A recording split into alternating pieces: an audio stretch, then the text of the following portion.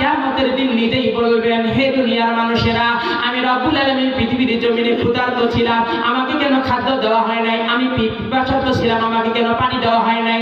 আমি নিঃস্ব হয়ে গিয়েছিলাম, আমাকে কেন সাহায্য করা হয় নাই? তখন হাসরবাসীরা বলবে, আল্লাহ, আপনি কি পানি খান, আপনি কি খাদ্য খান, আপনি কি পোশাক পরেন, আপনি কি নিঃস্ব হয়ে যান, আপনার কি টাকা পয়সা কি প্রয়োজন? তখন রব্বুল আলামিন হাসরবাসীদেরকে ডাক দিয়ে বলবে, রে হাসরবাসীরা, তোমরা কি জীবনে চোখ দিয়ে কোরআনে পড়ো নাই?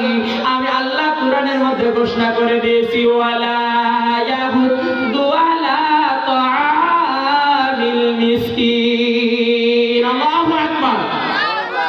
আমার রব্বুল আলামিন বলেন, ওয়ালা ইয়াহুদ্দু আলা তাআমিল মিসকিন। হে হাসরবাসীরা, তোমরা যদি কোনো ইতিম মানুষকে, তোমরা যদি মাদ্রাসার ছাত্রদেরকে, তোমরা যদি গরিব মিসকিনদেরকে যদি তোমরা খানা খাওয়াইলে হয়, সেই খানাটা আমি আল্লাহকে খাওয়ানো হতো।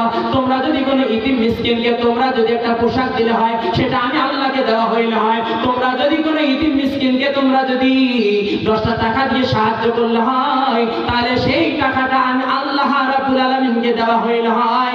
আজকে আমি রব্বুল আলামিন এই হাসরের মাঠে তোমাদেরকে সম্মান দিয়া আমি আল্লাহর জান্নাত পাঠিয়ে দিতাম রে বান্দা।